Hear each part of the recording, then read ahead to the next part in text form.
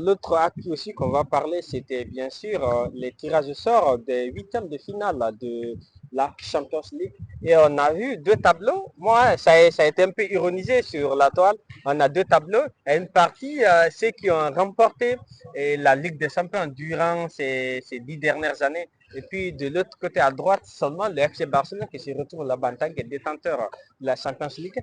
Quelle est ton analyse par rapport à ce tableau, à ce tirage de sort des huitièmes de finale de la Champions League? Ouais, la différence des tableaux est impressionnante. Comme tu l'as dit, dans la partie droite du tableau, il n'y a que le Barça qui a gagné la Ligue des Champions.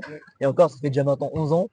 Donc on aura un finaliste qu'on n'a pas vu depuis longtemps, donc c'est intéressant.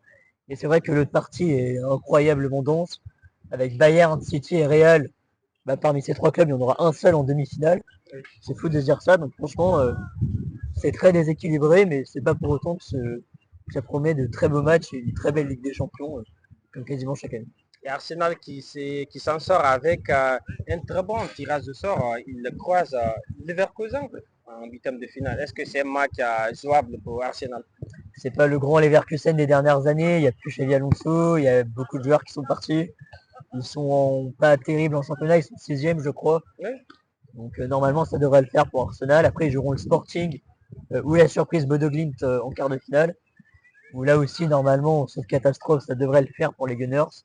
Donc normalement ils ont déjà un pied en demi-finale. Oui. Potentiellement une demi-Barça Arsenal qui serait très intéressante. Ça va être un sacré match et Bodo Glimt qui est l'intrus de la Ligue des Champions cette année. C'est leur première participation. C'est juste une petite parenthèse, c'est leur première participation. Et ils sont qualifiés en huitième de finale.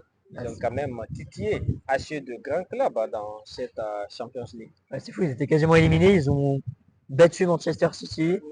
Ils ont fait match nul contre l'Atlético. Et après, ils ont éliminé l'Inter en gagnant les deux matchs. Quand même éliminé le dernier finaliste de la Champions League. Donc ça prouve qu'ils méritent d'être là et ils auront toutes leurs chances face au Sporting, c'est être un des huitièmes les plus serrés.